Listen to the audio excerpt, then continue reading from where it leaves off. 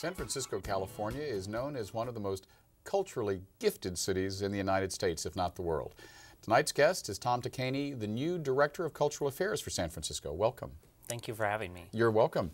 You just started a few weeks ago. What is it like to suddenly be the person in charge of San Francisco's cultural community? And do you really think that's true? Well, it's a partnership, certainly. Yeah.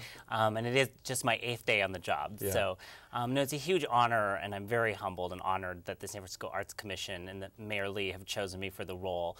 There's an incredible staff at the Arts Commission who I'm just learning so much from, and it's a huge honor, and I see it as a partnership with the citizens of San Francisco. Right. You know, we're really working together to bring the arts to all San Franciscans, and it's a thrill. I'm excited. Yeah. Now, we met several years ago when you were the Executive Director of Performing Arts Workshop. The arts have long been a part of your life, and you feel passionate about it.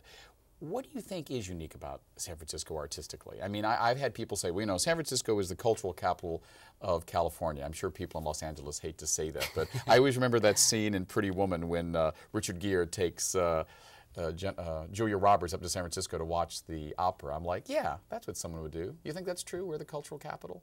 I believe it, and I'd be making a friendly wager with our sister cities, Los Angeles and New York, to say that we are one of the top cultural destinations in the country, if not the world. There's a theorist, Richard Florida, recently ranked San Francisco #2 in terms of cultural destinations in the United States. Actually, from an economic perspective, you know, I think we're both visual arts and performing arts, but also neighborhood arts. We just have such rich neighborhoods with rich cultural histories and such great diversity that it's a great place for people to visit. And it's clear that people choose to come here for a reason, and it's because we're unique and distinct. And it's why I came here 13 years ago. Yeah. So let's talk a little bit about that. Where did you come from, and what made you come to San Francisco 13 years ago? Well, I'm originally from Minnesota, so I embody Minnesota nice, right? Try. But I moved here after college in 1998, and I really came here, you know, as a gay man who had, you know, with my partner, came across country and kind of the California dream. You know, San Francisco embodied all that I had kind of thought of it as from afar, as a place where you could be yourself, where there was just rich diversity, there was risk-taking, it kind of had an excitement in terms of what you could do here. And I think that's embodied in our tech culture. I think that's the tech industry has grown here for that reason. And I think that's why the arts flourish so much in San Francisco. And it's been a wonderful time here, and I've lived in Hayes Valley and now in South the Market, and I feel like our neighborhoods are just such great places for the arts to kind of incubate, both on an economic level, but in terms of how we get to know each other, how we understand each other across cultures. And growing up in Minnesota, which I love and return to, but it's just a distinct place. And San Francisco has a unique feel that kind of is very welcoming in that regard. And you know, many people have asked it. I've asked myself. I've been involved in the arts for 26 years here in San Francisco. What is it about San Francisco? Is it the weather? Is it because people come here and feel that they can try crazy things? A show before I interviewed someone with the Coquettes, the musical, you know, one of the crazy things from the Summer of Love era, and then you have high art like San Francisco Opera here. But it all seems to meld into a distinctly San Francisco cultural experience. Why here? Well, one of my visions for the Arts Commission is to kind of foster and build on that integration between small arts organizations and large cultural institutions. I think there's just so many cultural assets in the city, and I think there's something about embracing difference here. You know, we really embrace difference in San Francisco, and you know, another term for that might be pluralism. That there can be, you can be different and you can live alongside your neighbor, and you don't have to be the same, and that you can get to know one another and understand one another. And I think the arts are a very strong vehicle for that. So whether you're down at Civic Center at some of our major fine cultural institutions, or you're going into the Mission to view the murals, or at the Mission Cultural Center for Latino Arts. I mean, there's such a great, rich opportunity for different cultural experiences, and they really live together across the city. Well, and San Francisco is, you know, as I said, culturally blessed. We're a city of less than 1 million people officially, and yet we have art institutions that are the envy of cities 5, 10 times larger. I mean, San Francisco Museum of Modern Art alone, one of the world's great collections. I mean, I know, for instance, the people at San Francisco Travel are now using the arts to bring tourism to the city. I mean, there's an economic benefit to the arts. Do you see your job as also part economic booster as well? Absolutely. And the fact that the arts bring in $7 for every dollar we spend in the arts is testament to that fact. What's that figure again?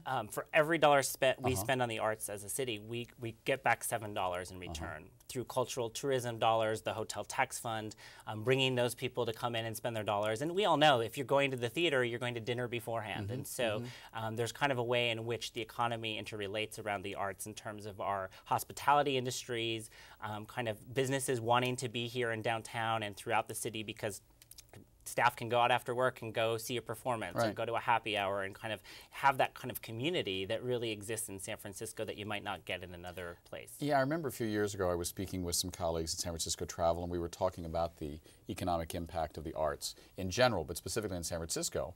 And that's when I learned, and you know, hey, we love the Giants, and we certainly love our Niners especially this weekend. Absolutely. But the arts bring in more money as far as ticket sales than tickets to the Giants and the Niners combined, I learned. And I thought that was astounding. I mean, San Francisco's an arts didn't actually town. know that. Yeah, That's interesting. Maybe not this weekend, but... Yeah, I was about to say, yeah, there's certain off weekends. You got to balance it. So, well, to that point, you know, I think one of the intersections also is between sports and arts. Vernon Davis of the 49ers has been a great partner at the San Francisco Arts Commission. He's actually a painter, and if you've seen YouTube recently, he's apparently a musician as well. Yeah. I don't know if you saw his Adele cover on YouTube. It's been very popular. But he actually endowed a scholarship for students, a visual arts scholarship, and is a painter. And he talks about the role of painting in actually improving his focus and improving his kind of sports career. So, you know, again, I think the arts just have a great way at which people kind of benefit from them, and it's very personal. So it's, you know, for him it was painting. But yeah, and besides the economic benefit, I mean, I went to private school when I was a young man, and I went to school in the arts, so my education was in the arts. But now, you know, with budget cuts and whatnot, there are a lot of young people that aren't getting an arts education. How do you feel about that? Is that something that the Arts Commission would ever have a role in, or even an advocacy role in? Absolutely. Well, as a city agency, we're not allowed to be an advocacy organization, but we do partner with the San Francisco Unified School District. We were a key component in developing the Arts Education Master Plan at the San Francisco Unified School District, and the real commitment in that plan is equity. So there's a real challenge across our schools where individual schools who have involved parent groups who can fundraise for the arts, because sadly, the arts have been at the kind of bottom of the funding priorities, and there's a lot of competing priorities. So those schools that have parent groups that can fund that have brought the arts in because we all know how critical that is to a well-rounded education. But there are schools who don't have that opportunity, and so one of my commitments as Director of Cultural Affairs is to help build equity across our schools so that every young person can get the arts. And that's a personal story for me. I grew up in a low-income, working-class family. Was a theater teacher reached out to me and kind of introduced me to theater, and it was through that I really got involved in my education in a different way. And so I think for a lot of young people, the arts are an opportunity to kind of really dig into their education and see a pathway for themselves that they might not otherwise see. Right. So a little bit of the boring stuff. People I've had people say to me, you know, what is the relation between the San Francisco Art Commission and City Hall and grants for the arts? Lay it out. What is your relationship within the city sphere? I know you're one of Mayor Lee's senior staff members. How does this all get put together? Yeah, well, it's part of the San Francisco arts ecosystem, and they're very important parts of a whole.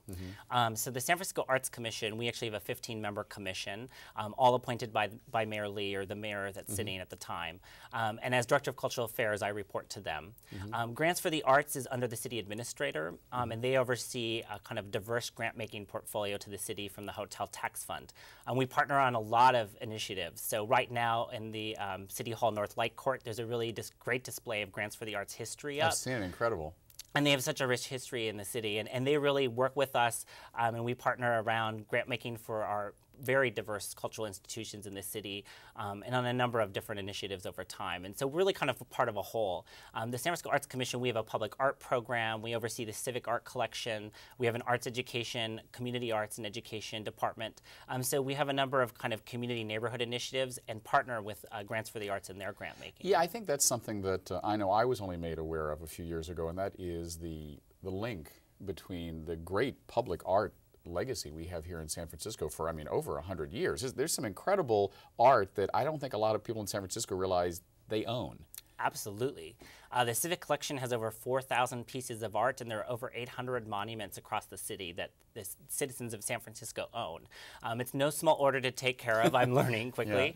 But we're doing our best to be as many places as possible and to build the public-private partnership that it's going to take to preserve this for the long haul, as well as creating new pieces that are across all of our neighborhoods and accessible in our parks.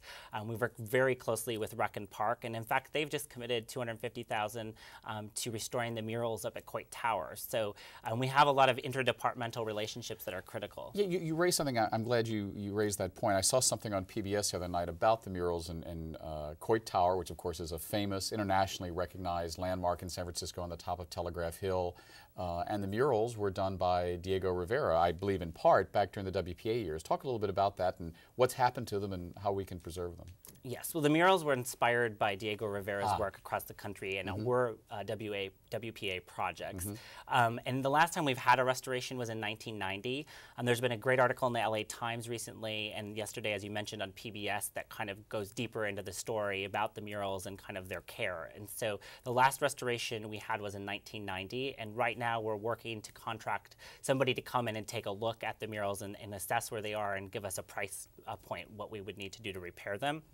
We're also really committed to working with Rec and Park to restore the integrity of Coit Tower itself, because we can continue to repair the murals, but if there's leaks or other structural issues. Wouldn't be good if the building that they were in wasn't safe, yeah. Absolutely, and that's a great cultural destination for many tourists. In fact, I just took my partner's parents there a couple months ago and have a picture of us at Coit Tower on my iPhone. So, it's something that's iconic to the city and needs to be a priority for us in terms of preservation. Now, a leading question, and I probably already know the answer to this, but in San Francisco, we are unique. When someone says we need to fund the arts, you don't really have a vocal opposition going, well, we can't fund it because we have to do this instead. But I'll ask you the question, in an age when there are budget cuts and there's health services and school cuts, why should we fund the arts?